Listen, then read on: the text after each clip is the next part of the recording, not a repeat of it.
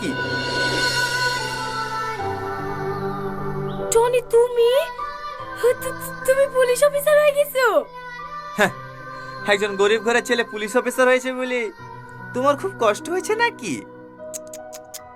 এত বড় নোংরা খেলাটা খেলেও আমার সফল হওয়াটা আটকাতে পারলে না, তাই না? আমি কিন্তু তোমার সফল আটকে যাব। দেখো তুমি যে ভাবছো সব ভুল। আগে আমার কথাটা শোনো। চুপ! আমার সামনে আর কোনো নাটক করবি না। কনস্টেবল, গাড়ি স্টার্ট করো। ঠিক আছে স্যার।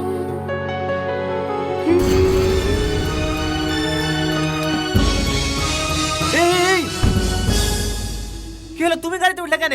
নামো। না নামবো না। আর 7 বছর ধরে তোমার লেগে আমি কষ্ট পাচ্ছি। আগে আমার সব কথা শুনবো, তারপর আমি গাড়ি থেকে নামবো। তোমার কথা শুনে মতো অত সময় আমার নাই। গাড়ি থেকে নামবা? না নামবো না। তুমি যতক্ষণ না আমার কথা শুনবা আমি গাড়িতেই বসে থাকবো।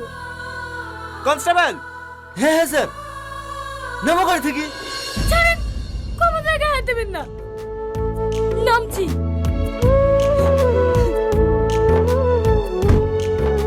বাবা, শ্বাস তো কমেনি। এ রাজু, থানায় চল।